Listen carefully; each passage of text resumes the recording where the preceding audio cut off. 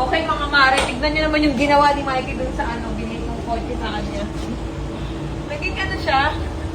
Naging tulugan. May aircon to eh. Malamig yung aircon nito eh. So parang ang ginawa niya parang bahay-bahayan. Tignan niyo.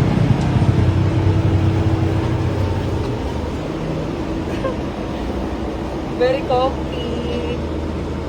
Kaya dito ko siya pinagsaloob kasi parang gusto ni Mikey minsan siya babahay-bahayan ba? Hindi na siya kotse, bahay-bahayan na. Tignan niyo ginawa, oh. Oy, may perfume.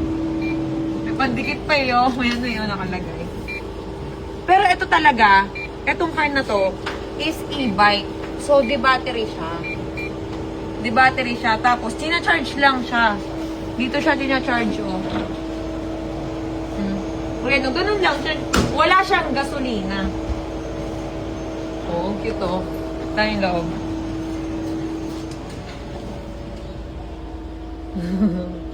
Ang cute, di ba? May aircon. Ang lamig ng aircon niya.